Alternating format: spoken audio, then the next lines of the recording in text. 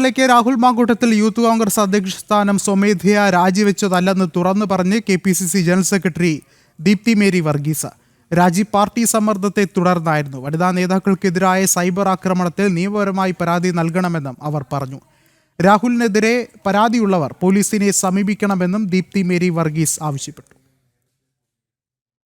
അല്ല, രാജിവെക്കുക എന്ന് പറഞ്ഞാൽ രാജിവെക്കുന്നത് ഒരാൾ എഴുതി കൊടുക്കുന്ന കാര്യമാണല്ലോ. അതെന്തുകൊണ്ട് ചെയ്യേണ്ടി വരുന്നു എന്നുള്ളത് അതിൻ്റെ പിന്നിൽ ആരുടെയെങ്കിലും ഒക്കെ സമ്മർദ്ദമുണ്ടാകുമല്ലോ, അല്ലെങ്കിൽ കൂടിയാലോചന ഉണ്ടാകുമല്ലോ. കൂടിയാലോചനയില്ലാതെ ഒരാൾക്ക് ഒരു രാഷ്ട്രീയ പ്രസ്ഥാനത്തിൽ ഒരു പോസ്റ്റിൽ നിന്ന് രാജിവെക്കാൻ കഴിയുമോ? അങ്ങനെയൊന്നും കഴിയൊന്നുമില്ല.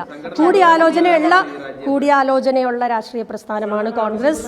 അതുകൊണ്ട് ഞാൻ പറയുന്നത്, കൂടിയാലോചിക്കാതെ ഒരു വ്യക്തിക്കും പാർട്ടിക്കുള്ളിലെ ഒരു ഒരു പൊളിറ്റിക്കൽ പോസ്റ്റിൽ നിന്ന് മാറി നിൽക്കാൻ കഴിയില്ല. കൂടിയാലോചന, ഒരു രാഷ്ട്രീയ പ്രസ്ഥാനത്തിൽ നിന്ന് ഒരാൾ രാജിവെക്കണമെങ്കിൽ തീർച്ചയായിട്ടും നേതൃത്വവുമായിട്ട് കൺസൾട്ട് ചെയ്യാതെ നേരെ പോയി പറ്റില്ല. ഇത് വ്യക്തിപരമായ കാര്യമല്ല. ഇതിൻ്റെ അകത്ത് പാർട്ടിയാണ് പ്രധാനം, പാർട്ടിയുടെ തീരുമാനമാണ് പ്രധാനം. പാർട്ടി വളരെ കൃത്യമായിട്ട് അതിൻ്റെ അകത്ത് ആലോചിക്കുന്നുണ്ട്.